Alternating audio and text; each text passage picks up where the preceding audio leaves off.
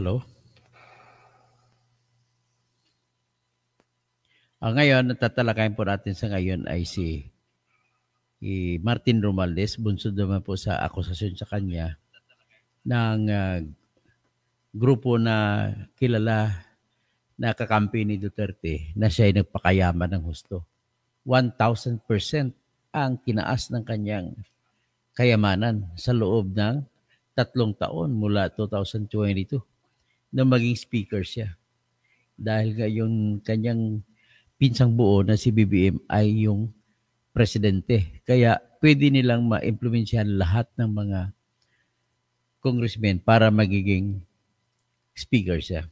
At nung naging speaker na po siya, itong naobserbahan natin sa loob ng 3 taon or so, sobra na sa 3 taon, binusog niya ng husto ang mga congressmen.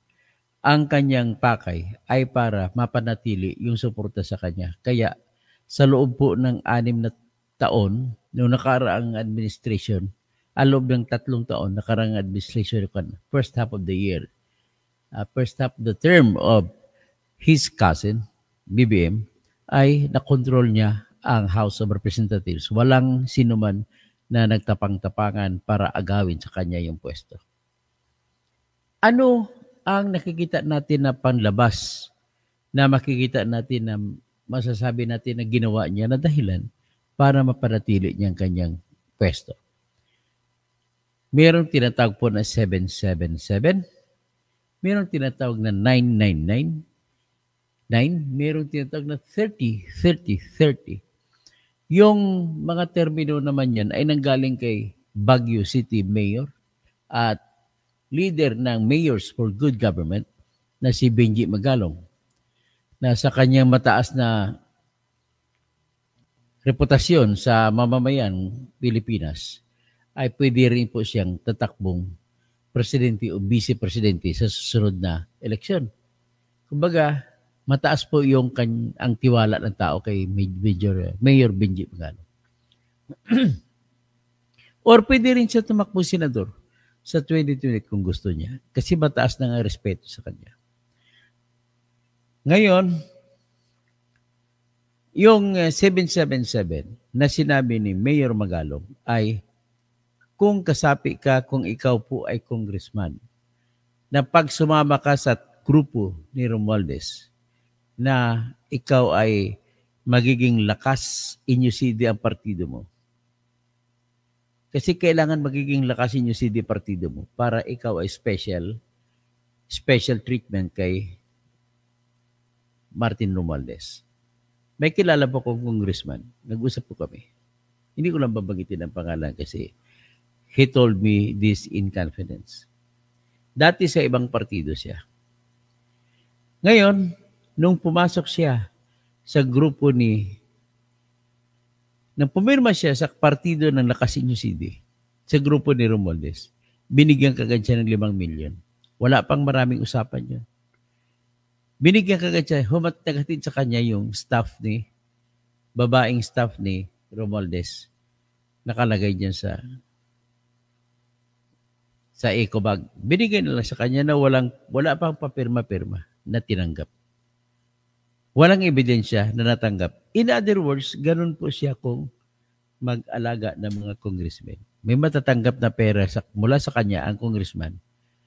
Wala na pong obligasyon na magpatunay pa kung paano ginastos ang pera.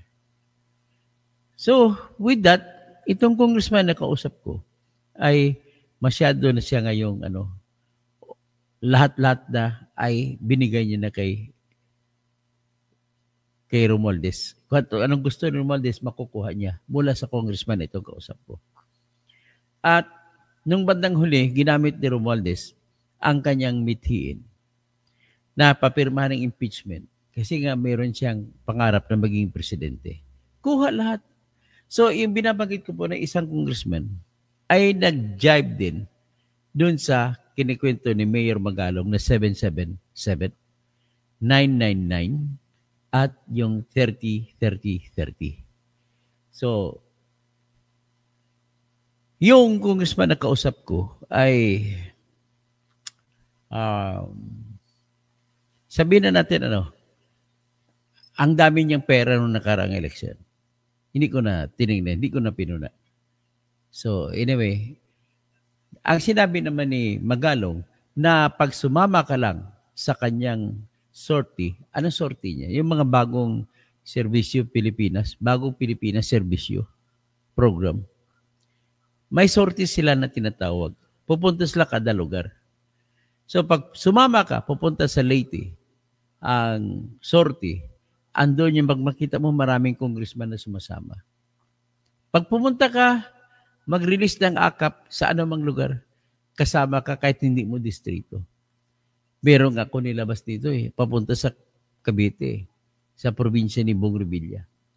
Ang daming congressman na pumunta. Kasama dyan si Richard Gomez, nakita ko. Kasama dyan si Congressman Erwin Tulfo noong araw. So, ang sabi ni Mayor Magalong, kapag sumama ka, kasi nakuha rin ni Mayor Magalong sa mga congressman niya rin na very close sa kanya. Kapag sumama ka sa mga sortie at ikaw ay kasapi ng bagong Pilipinas Serbisyo Fair or BPSF, bibigyan ka ng control sa 7 milyon na akap. Bigyan ka ng control sa 7 milyon na AX. Lahat yan, pagbibigay na mo, pwede mo kukunin yan at control din sa MAIP. Pwede mo nang kukunin yan sa DSWD na ina-assume naman ng DSWD ang pag-release. Ang DSWD, pag inibistagan mo to, mabibisto ngayon kung sino sa DSWD ang pumipirma para ipalabasin na DSWD ang gumastos. Pero ang katotohanan, ang gumasta po ay mga congressmen. May tanggap akong reklamo na taga-DSWD. Ang opisina doon nila ay pinapirma ng bilyon-bilyon ang nagastos pero ni piso dyan sa bilyon-bilyon ay hindi nila natanggap. Na pinapakita sa kanilang pirma na pinalabas nila. So, mas mahigit pa yan, sobra pa yan sa kabastos sa flood control project na hindi nagawa at pinirmahan na nagawa at nakasingil. Ang sa DSWD naman, ibig sabihin kalakaran, yung utak na yan pala, style Romualdez. So, ito si Rex Gatchalian, na DSWD Secretary. Ano lang to, matahimik lang kasi. Pero siguro kung magsalita siya, mabibisto ngayon na ang relasyon nila ni Tambaluslos ay pipirma sila na kunwari nagasta yung pera ng AKAP, AX, tsaka MAIP. Pero yan pala, iparada lang doon. Pumirma sila kunwari nagasta na. Pero yung pundo nandun lang sa opisina ng Tingog Party List. So, with that, hawak, kukunin doon yung 7 million sa AX, ang congressman na binigyan, siya na bahala magbigay, wala na siyang problemahin, hindi niya na kailangan magsumiti ng resibo para patunayan kung paano niya ginasta yung AX at saka AKAP at saka MAIP. Okay? Ganun po yan. So, bago tayo patuloy, good morning po, Francisco Monton.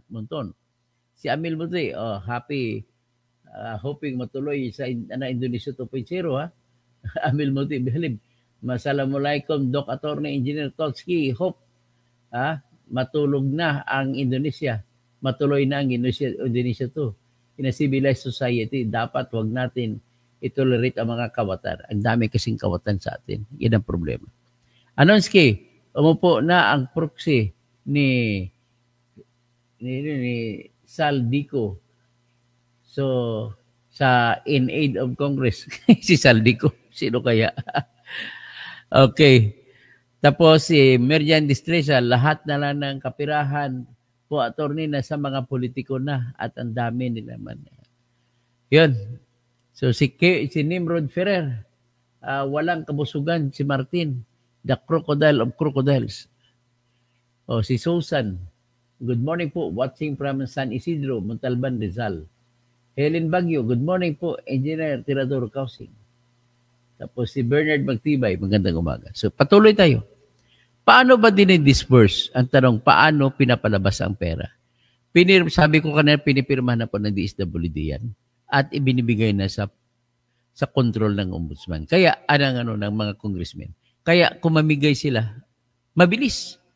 Natandaan niyo si Luis Tronon na namimigay ng pera tapos may pamano-mano pa yung lahat ng mga tao. Kaya siya nanalo dyan eh. Kasi marami siyang binigay. Katwiran niya, sabi niya, pasalamat kay Speaker, bumabaha ang ayuda. Ayun siya. Ayuda ng AKAP tsaka IX, pare-pareho lang halos. Ngayon, ang tanong, paano dinidisburse o ginagasta? Paano pinapalabas yung MAIP? Yung MAIP kasi medical aid for indigent persons. So, ang sistema pala nila para kumita sila. Hindi lang guarantee letter ang pinapalabas. Ang guarantee letter kasi pipirma congressman, GL. Tatawag na GL, guarantee letter. May lalapit sa kanya na constituent niya. Ma-hospital, maoperahan, itong binibigay GL. Tapos yung GL na yan, tatanggapin ng ospital, may pribado man o mag-gobyerno, tatanggapin nila yan. At gagamutin ngayon ng pasyente. Kaya dyan sumisikat ang mga congressmen, sikat sila. Pero paano kumikita congressmen? Kasi pag GL, hindi sila kumikita eh. Ganito po yun. Yung GL nila, kapag napunta sa mga pribadong ospital, ang kausap na ospital din, bibigyan sila ng rebate. Ganun lang po. Isa pa, mayroong mga medical mission, kaya ang mga congressman pag medical mission, i-overprice nila yung mga biniling gamot para sa medical mission. I-overprice nila yung bayad sa mga doktor na kinuha nila at nurses at midwives na kinuha nila para magkaroon ng medical mission. Doon yung charge lahat sa MAIP. So, ganun po ang kalakaran. Ibig sabihin po, kapag natapos na, nakontrol na ng ombudsman, ibigay na sa congressman, yung congressman naman ay tuloy-tuloy yun. Kasi kung kukontrahin niya si speaker, hindi na siya makatanggap sunod. Kaya nga, tuwing may sorted, kumukuha siya. Tapos ano naman yung 999? Kung ikaw paborito na congressman, 9 million, ibibigay sa'yo. Pero kung ikaw ay napipili mag-host, halimbawa, si Congressman Fortun sa Butuan City, siya mag-host. So, si Congressman Fortun, dahil host siya, bibigyan kagad siya ng 30 million AIP, 30 million AKAP, tsaka 30 million na MAIP. Yan ang 30. So, dahil sa kalakarang ito, ay napanatili ni Martin Romualdez ang kanyang pagiging speaker. Walang ibang kumukontra. So, ngayon ang tanong, si speaker din ba may utak ng flood control? Of course, hindi papasa ang budget kung walang approval ni speaker, kahit gustuhin man ni Saldico. Kaya, bata ni speaker, si Saldico naman ang in charge sa pagpatakbo ng mga kikitain mula sa flood control. At si Saldico ang nagsasabi kung anong distrito ang paglalagyan ng mga flood control projects.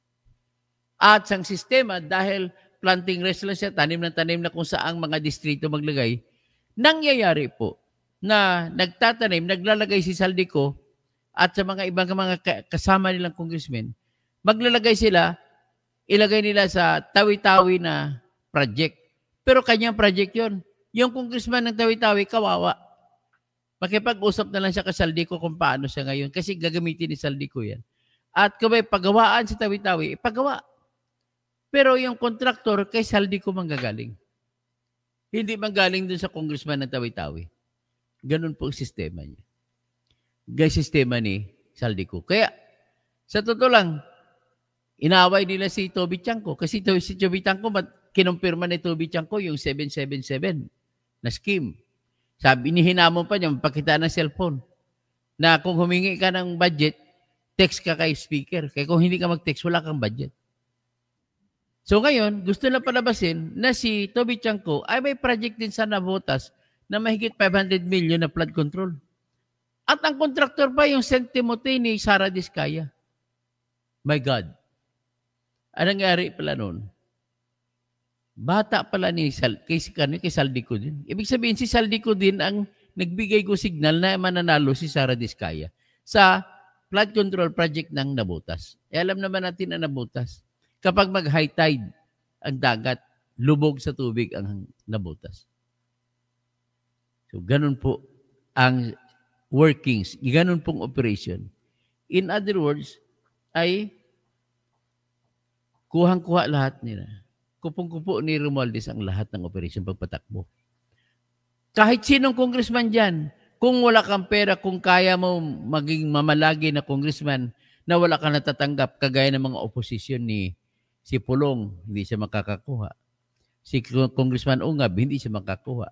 So lahat ng congressman na hindi makakuha, wala talagang project. Kawawa sila. So kung ganong sistema, may iba pang solusyon si Romualdez para ma-maintain niya yung kanyang mga suporta mula sa mga congressmen. Mayroon pa siyang mga napakalaking mga tagong budget. Yan ang pag-usapan natin ngayon. Ngayon, ayos talakayin muna natin. Totoo ba? Ayon kay Pulong Duterte, umangat daw sa 2 billion ang salin. Ibig sabihin ang net worth, ibig sabihin ang limpyo na kayamanan na wala ng utang ang pera ni Romualdez. Pero kung si Eric Celis magsalita, 3 billion, hindi lang 2 billion na sinasabi ni Baste. So ano ba talaga totoo? Sa ngayon, wala tayong eksakto masasabi ko ano totoo. But then, ang sigurado halos natin ay yung mga perang pagkakitaan dumadaan sa kanya lahat. So pakinggan muna natin ang sinabi ni si Baste pala, si Baste nagsabi, at saka yung sinabi ni Eric Celis. At saka, ipakita din natin na naniniwala pa ako sa sinabi ni Sara Duterte na talagang swapang sa pera ito si Tambaluslos. So ipakita muna natin sa isa. Pagkatapos, usisain natin yung budget. Doon sa budget, makikita nyo kung gaano kalaki ang kinukuha ni Martin Romualdez na budget kada taon mula 2023 hanggang sa 2025. Okay? Ito muna. Pakinggan muna natin si Baste sa kanyang sinasabi. Of course, hindi naman tayo naniniwala dito. Pero more or less, ito po ay magiging salamin ng kung ano ba talaga. At titingnan natin mamaya, yun naman yung salita naman ni Eric. Hindi naman ako naniniwala doon. Pero at least magiging basehan natin, i-counter-check natin ngayon. Pati rin si Sara, papakita natin. More or less, mas naniwala ako kay Sara kaysa kay Eric Celis at kay Baste. Pero ito yung sinabi po ni Baste. Tinawag na fake news ni House of Representatives spokesperson Attorney Princess Abante ang aligasyon ni Acting Davao City Mayor Baste Duterte sa Statements of Assets, Liabilities and Net Worth o SALN ni Speaker Martin Romualdez. Hinamon ni Duterte ang House Committee on Appropriations na imbestigahan ang SALN ni Romualdez na lumobo umano mula 200 million pesos noong 2022 sa 3 billion pesos ngayon. Okay, SALN. Para maintindihan niya, anong SALN? Ang ibig sabihin po ng SALN, Statement of Assets, Liabilities, and Net Worth. Ang buong kayamanan niya. Ibawas mo yung kita niya, bawasan mo ng gasta. Yan po ang asset. Yan ang SALN. Umabot na daw ng 2 billion, sabi ni Baste. At 2 billion mula sa 200 million lang. Ayon kay Attorney Abante, pero ito naman ay tinanggi ni Abante na spokesman ni Romualdez. Walang basihan, gawa-gawa lamang at fake news ang aligasyong ito ni Duterte. Okay, yan. Tapos pupunta naman tayo doon sa may binabasa na datos, ito si Eric Celis, na I do believe baka totoo rin. Tingnan natin. Kasi malawak din ang informasyon nito si Eric Celis. Marami din siyang source ng, ng informasyon. Pakinggan natin siya. 115 million. His home is... Okay, ayan. Ang dineklara niyang SALN sa 2025. Sinasabi niya, si Kwanyon, his home. This is why Japan is... His home is so low. Ang dineklara niyang SALN sa 2025 ay 3.46 billion pesos ang net worth ni Martin Romualdez. Mula po sa 315 million noong 2022. Naku, 1,000%. And that is more than 1,000% increase. Mantakin nyo dapat may paliwanag niya ito. Paano nagkaroon siya ng pera at kayamanan na ang sweldo ng kongresista ay umaabot lang naman sa mga kulang-kulang 300,000 pesos per month. At kung may perks and privileges pa, pinakamalaki na po ang 7 million a year ang makukuha ng isang kongresista. O paano siya naging billion? So ngayon, ito ang tanong. Bakit noong 2022, ang SALN or net worth ni Martin Romualdez ay only 315 million pesos? Nako, 315, hindi 200 sabi ni Baste. 315 million noong 2022. Ang idiniklara niya ito, hinilot pa ito. But in 2025, in a period of 3 years lang, ay umabot ng 3.47 billion pesos. Billion, in an increase of 1,000% mahigit. Yeah, 1,000%. Yan ay ang very short na computation. So, paano nangyari yan? Ang tanong natin ngayon, pakinggan muna natin, ugali, kung totoo man yan, ugali po talaga ni Martin Romualdez ang magnakaw. Dito natin makikita kasi sa sinabi ni Sara Duterte. Kasi nakasama niya si Martin Romualdez sa eleksyon. Doon niya nakuha yung ugali nitong Martin Romualdez. Na puro pera dito, pera doon. So pakinggan natin yung salita naman ni Sara Duterte patungkol kay Martin Romualdez.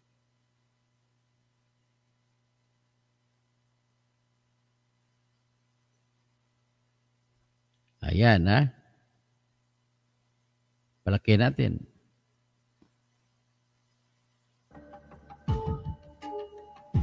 Nangangampanya tayo. Nakasakay tayo sa eroplano. Magkatabi tayo. Ang tinutukoy dito si Romualdez, magkasakay daw sila ni Sara Duterte sa eroplano. Magkatabi sila noong kasagsagan ng kampanya sa 2022 election. Ayan, pakinggan natin. Nagre-reklamo ka po. Walang pera. Kasi, ano sabi mo? Di ni Lisa Marcos o ni BBM ang kwarta. Ay, ibig sabihin kinain. Kinain ni Romualdez daw, ni Lisa Marcos daw, tsaka ni BBM ang pera nila pang-kampanya. Walang pera sa kampanya kasi hindi nagbibigay si BBM at si Lisa. Ginigipit nila. Kinukuha nila lahat ang pera. Reklamo ka ng reklamo sa akin. Ano sinabi ko sa'yo? Huwag ka mag-alala. Lahat ng gusto tumulong sa akin, ipapadala ko sa iyo. Kunin mo lahat. Nagreklamo ka kay Medi Poblador kasi tumatanggap ng pera. Ano sabi ko sa'yo? Kausapin mo si Medi, kunin mo lahat ng pera. Lahat ng makuha mo na gustong tumulong sa akin, kunin mo. Gastusin mo. Ano sabi ko sa'yo? Pasensya ka na. Wala ka ng pera. Ano sabi mo sa akin? Sabi mo sa akin, okay lang. Pag nanalo kayo, babawiin ko lahat yan. Ito na, hindi ko naman alam, ang buong akala ko, babawiin mo sa negosyo mo. Legitimate businessman ka naman eh. Nina, pagsira sa kalikasan, legitimate na pagsira sa kalikasan. May minahan. Negosyo mo. Media, negosyo mo. Ano pa bang mga negosyo ni Martin Romualdez? Sulat niyan lahat. Kala ko magninegosyo ka lang. Kasi businessman ka naman. Hindi ko naman alam, binubulsa mo. Ibubulsa mo, kakamkamin mo ang legal na pera at illegal na pera. Tanggap ka sa illegal, tanggap ka sa pogo. Pinaalis nyo lahat ng kompetisyon ninyo, naiwan ang pogo mo. tumatanggap ka. Pogo.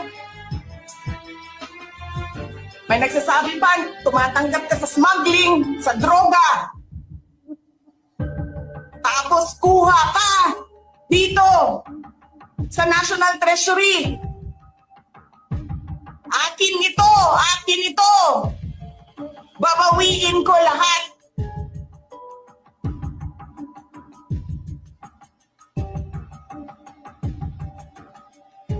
Masakit sa akin, Martin, hindi yung pagsira ng pangalan ko eh. Ang masakit sa akin, maalis mo man ako sa presidential race, hindi pa rin ikaw ang presidente. King.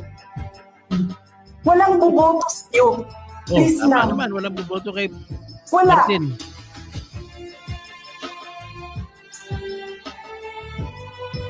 Hindi ka nga tumadaan ng contest eh. Kasi wala kang kalaban sa Tacloban. Kasi binibili mo, pinapakidnap mo, hinaharas mo ang mga kalaban mo. Hindi ka tumaan ng contest. Ang alam mo lang, kasi mayaman ka, bibilhin ko lahat ng tao ng pera. Yung nakarang eleksyon lang eh. Pina-withdraw niya lahat ng kalaban sa 1st District Leyte. Pati yung babae. Pobre man mong tanan, kwarta na may inyo. Ibig sabihin, there is nothing pobre ang tanan, pobre ang lahat. In you, except money. Yan lang. Martin, harapin mo yung katotohanan. Walang buboto sa iyo. Senador man, Vice President man, President man, walang buboto sa iyo. Hindi ko nga alam kung mananalo ka pa ngayon sa Tacloban eh. Malamang hindi na. Ito, sinabi niya, wala pang eleksyon. Pero pag eleksyon ng Tacloban, pinabidro niya ang lahat ng kalaban. At ginawa ng paraan yung matigas na babae na i-disqualify. Sinong gusto sa lahat sa buong Pilipinas ang ibalik ka sa Kongreso? E di lahat ng tao pupunta yan doon sa Tacloban, mangangampaan niya yan sa kalaban mo. Kasi magnanakaw. Hindi ka dumadaan sa audit. Yun, tama. Hindi nagdadaan sa audit.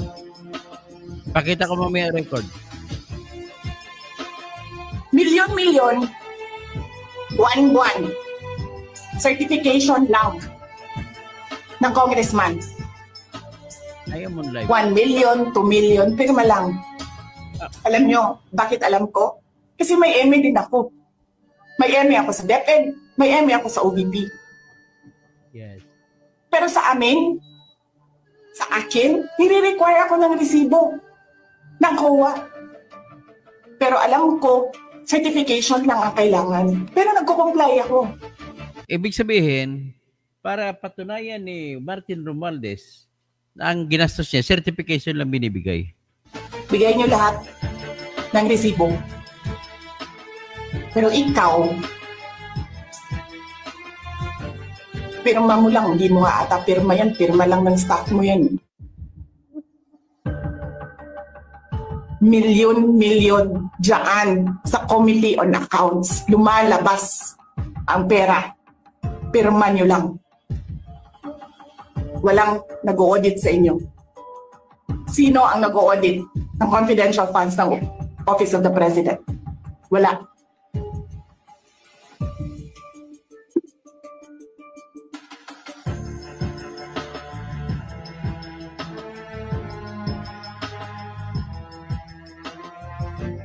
Yan ang Pilipinas. Yan ang bagong Pilipinas.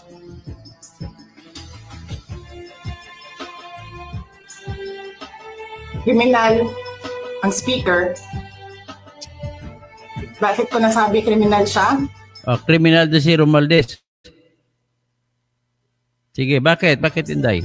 Basahin niya yung kaso niya sa United States of America. Oo, gano? Sinungaling, presidente.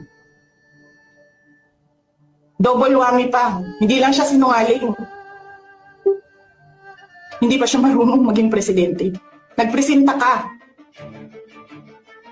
na magiging presidente ka. Tapos, hindi ka pala marunong. Yan Martin! So yan ang sinabi ni Inday. Titingnan ngayon natin, usisain natin ngayon kung may katotohanan ba yung sinabi nila. Ito na ngayon. Dito na tayo. Ipipresenta ko na ngayon. Ang titingnan muna natin, yung budget noong 2022 at 2023 para sa 2023. Pagkatapos, budget para sa 2024. Tapos ang budget para sa 2025. Pag sinabi ko pong budget, yan po yung inaprubahan ng House of Representatives na pagkakagastusan ng Pilipinas. So, titignan natin kung ano ang meron.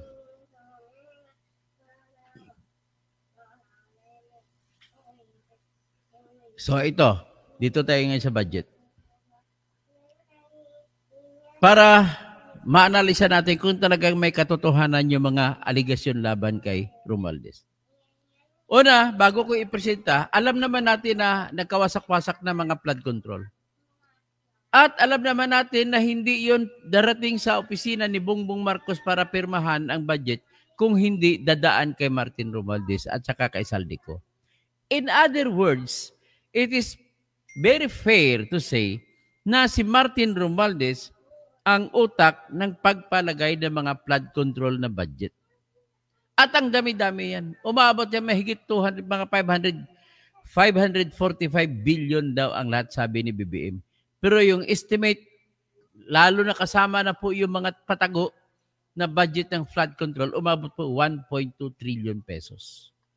So ngayon, dito tayo nasugasog sa flood control project.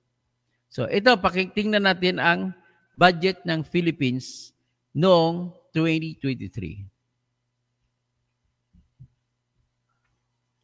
Ito po.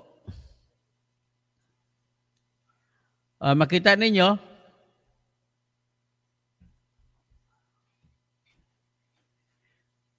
itaas ko. Ano bang budget ng Philippines? Hindi, 2025. Dito tayo. Mali yan, hindi yan. 2025 yan. Sa 2023 tayo.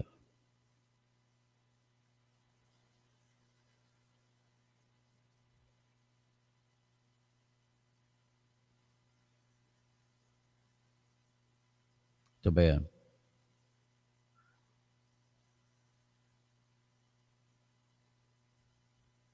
Ito, 2023. So, kita mo ito, 2023 ito. Ito po yung budget na minumungkahi. Minumungkahi ni Pangulong Marcos. O sabi ni Marcos noong 2022, para sa 2023 na budget, ang budget ng House of Representatives ay dapat 16 billion 378 million 484,000. Yun lamang po ang minungkahi ni President BBM. So ano nangyari? Nung naaproba na naging batas na yan, anong nangyari? Ito na po ang naging budget sa nung naging batas na yan. Pero tingnan ko muna, balik muna tayo dito. Yan ang kabuuan. Titingnan naman natin ang budget niya sa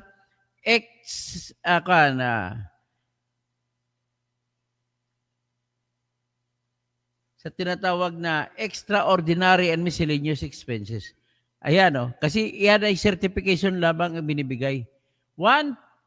1,223,367,000. Yan po ang budget niya sa parang katumbas po yan ng confidential fund. Yan po ang hawak ng speaker. So ngayon, nung naaprubahan na, nung naging batas na, ito na po yun.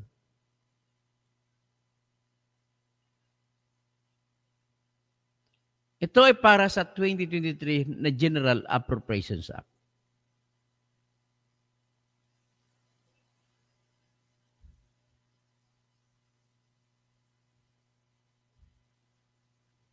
Dali.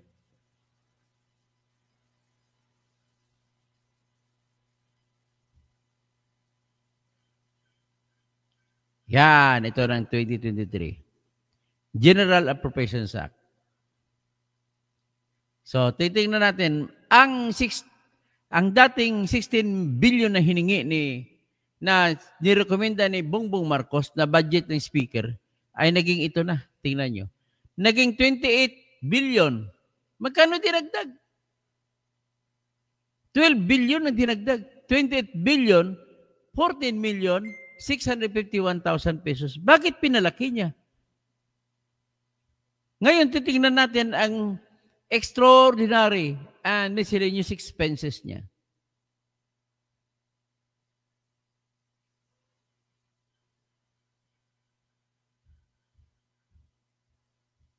Ito. Ang 1.2 billion niya, ginawa niya 1.614 billion. Yan po ang ginawa ni Martin Romualdez. Kumbaga, pinatungan niya ng 12 billion. Pinasok niya. Saan niya kinuha yun? Binasuran yung ibang budget na gusto ni BBM at nilipat niya dyan sa kanyang budget sa Speaker of the House of Representatives. So, dadako naman po tayo dito po sa tinatawag na 2024 na budget.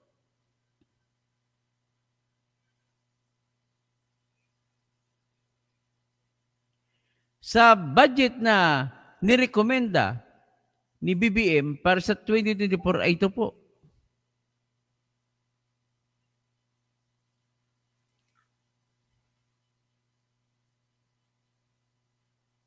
Yan. Siguro makita nyo for 2024. Magkano? 2024 to ha. Itong budget na ginawa ni Bongbong Marcos para kay sa pinsan niya. 16 billion 576 million 614. Nung naging batas na ito na po ang nagiging halaga ng budget ni Martin Romualdez.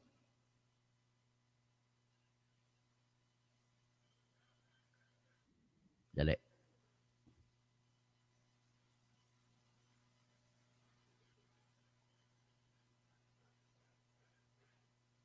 Yan. Ang 16 billion naging 28 billion. 692 billion 977,000 pesos. So, 12 billion naman uli ang dinagdag. Okay, pagkatapos niyan, titingnan naman natin ngayon ang budget niya. Ang budget niya sa extraordinary, sa minungkahi ni BBM, sa extraordinary fund niya ay 1.3 billion lamang. Pero nung naging batas na, ang extraordinary expenses niya ay nagiging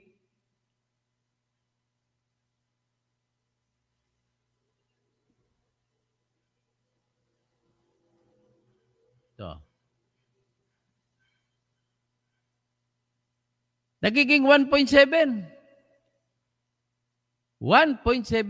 billion. Dinagdagan niya 500 million.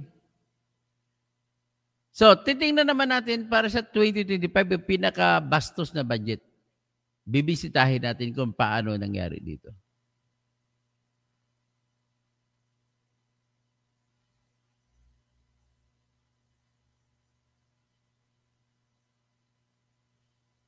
O ito ngayon, ang pinanukala ni BBM para sa budget ng kanyang pinsan sa 2025 ay ito.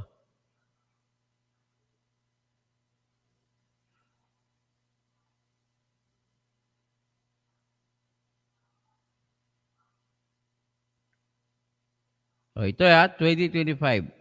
16 billion 805 million 474. At ang kanyang extraordinary expenses ay ito.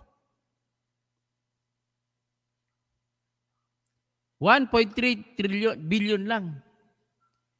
Ano nangyari nung naging aprobada kasi ang pinakabastos na budget na blank bicameral conference committee report na budget? Ito na, nagiging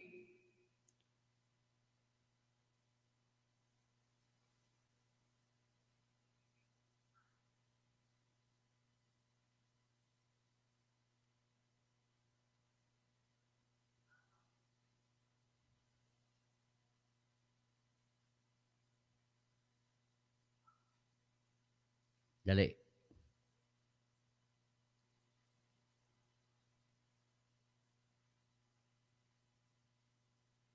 Ito na.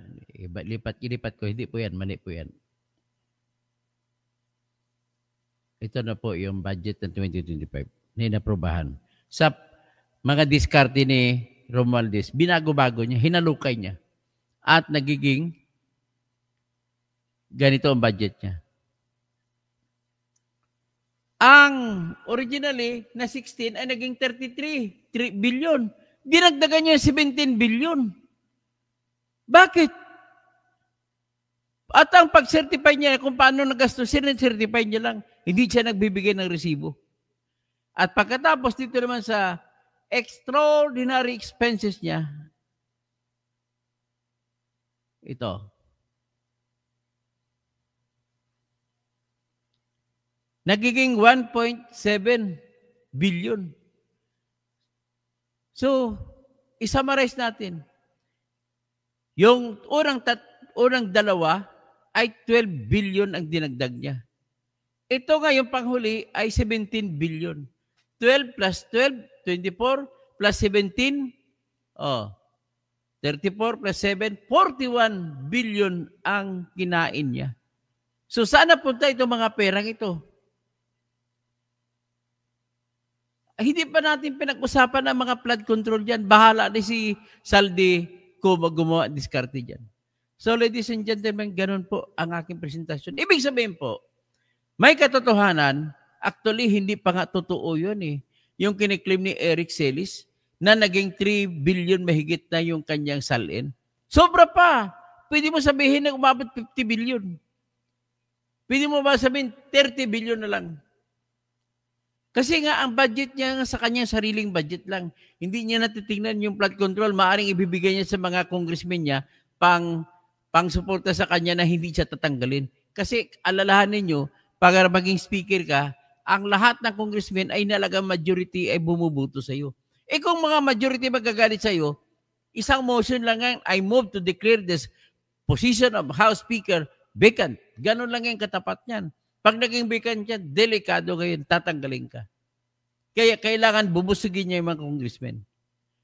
In other words, hindi man totoo sinasabi ni Basti Duterte, hindi man totoo sinasabi ni Eric Celis, kasi kukunti lang yan. I-times 10 mo yung sinasabi ni Eric Celis, yan ang totoong kayamanan, ng dami ng kayamanan ni Basti, ni Romualdez.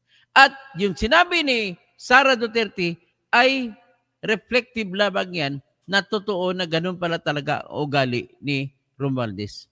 Ay mangamkam o mangamgam ng pera, ng bayan. Sige, dyan lang tayo at magsashoutout ako, no?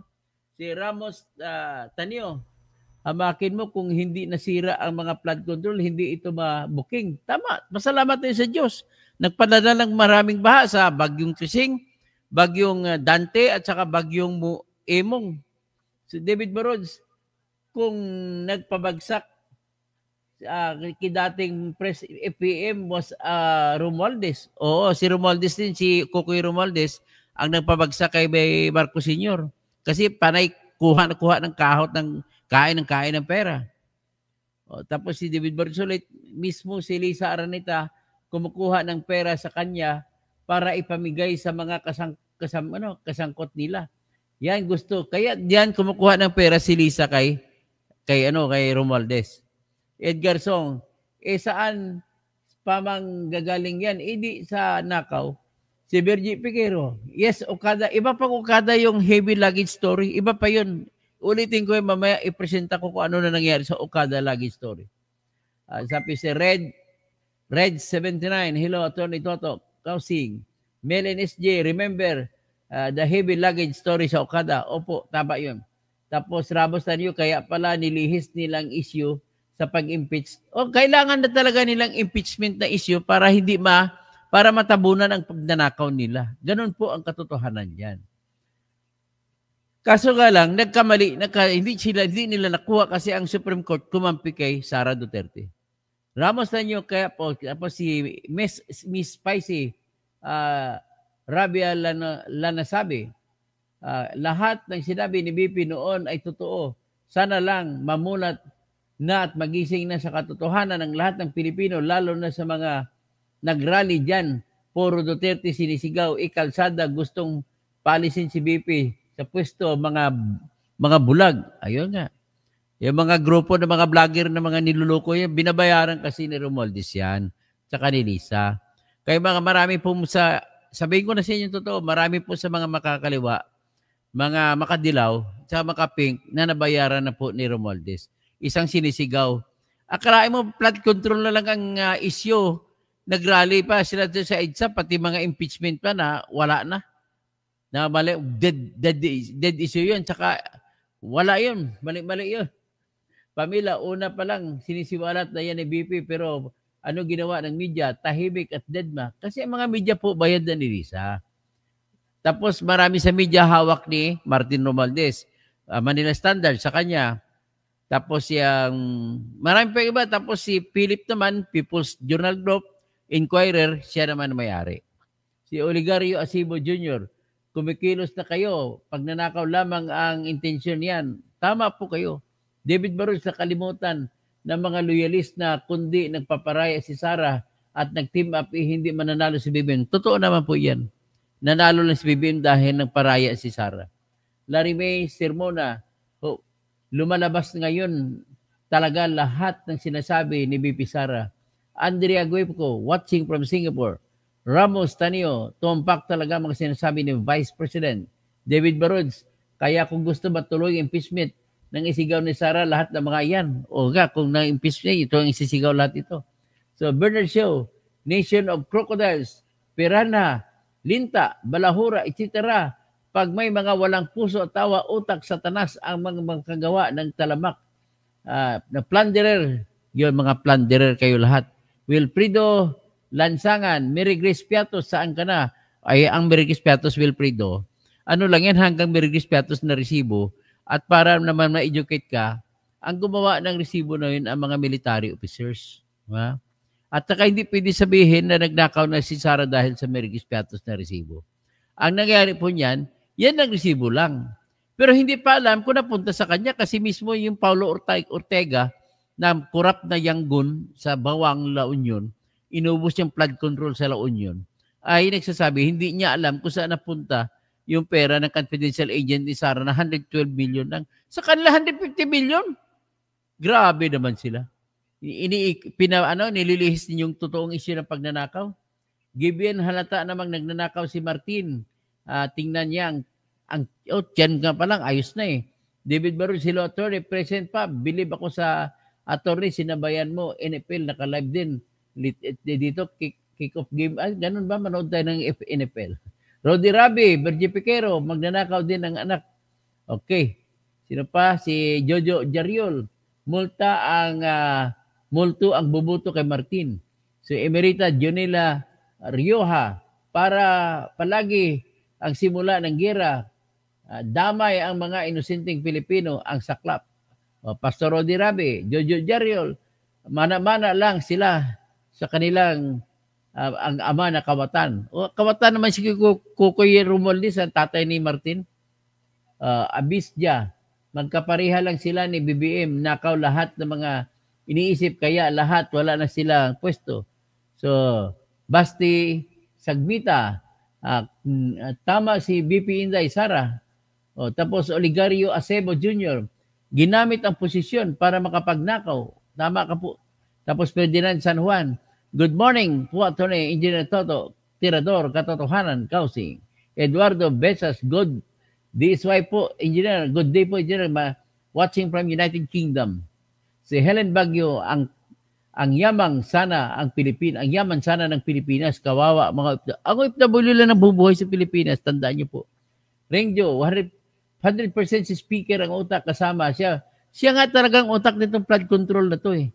Melenis J, maayong morning. Needs that tating. Pag hindi maniwala si Martin at BBM, ngit-ngit pa sa Alkitran ang kaugmaon nila sa Pilipinas. Amel Mutip Talib, Abante, The Ghost, Congressman, Proxy, na. Okay, Francisco Monton, good day, Engineer. Amel Mutip Talib, happy matuloy. Okay, syokran kasi mga Indonesia to na tayo. Amel Muti Talib, Assalamualaikum, alaikum assalam.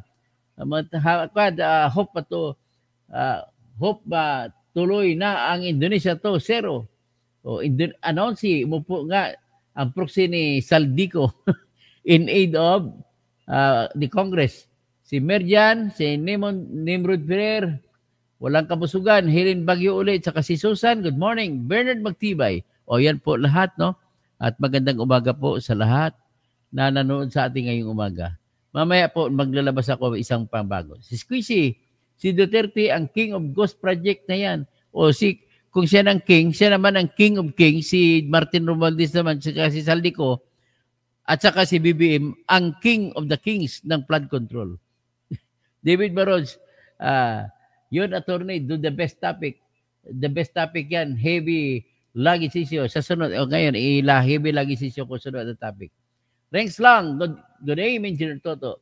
Squeezy, PBBM, kung magsisiwalat yan sa ghost projects, si Duterte. Si Duterte nandun sa ICC na. Ano pag kinalaman niya? Okay. Big Sana, Paramis, DCMM, tumaba na ang may-ari, laging sinisisi ang corruption sa contractor.